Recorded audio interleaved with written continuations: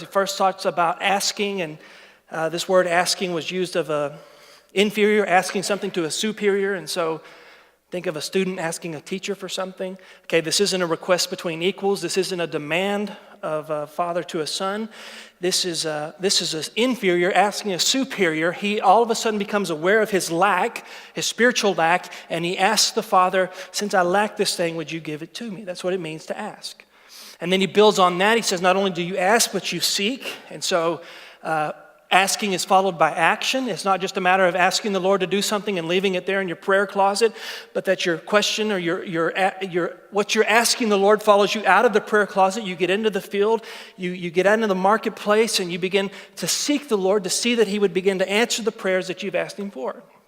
It's the difference between, this was a crude illustration, but the difference between someone who prays for a spouse and prays for a boyfriend or a girlfriend, but never actually says hello to the person to whom they're attracted. Okay, I was that guy. Lord, just convince her. Come talk to me. Which I think that's what happened. Okay, Jesus is saying, yes, pray, of course pray, but seek, get in the marketplace, get out there. If you want to see God do something in your life, yes, ask him for it, be aware of your lack, but begin to put yourself in situations in which you'll begin to see God show up in your life. Ask, seek, and then knock. So not only are you asking, not only are you acting on the question, but you're knocking. It doesn't say what you're knocking on. I don't know if you're knocking on the door while you're praying the Lord's Prayer or something like that. That would drive my dog crazy, but it's not that at all. It's metaphorical. He's saying, even in the face of opposition, you persevere. You see your spiritual lack. You put yourself in the marketplace. You get out there to see God move in your life. Are you going to fail? You're probably going to fail. Are you going to meet opposition? Of course you're going to meet opposition.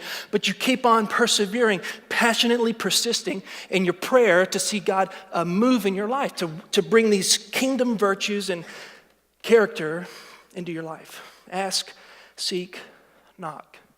And then in the original language, it really pops because it's not just a one-time action. It's a continual process. You ask, you keep on asking. You seek, you keep on seeking. You knock, you keep on knocking. Jesus is what he is looking for is a lifestyle change where all of a sudden we weave a discipline into our life where to the same intensity that we pray for a sick child over and over and over again, with that same intensity, we begin to pray the nature of the kingdom into our life.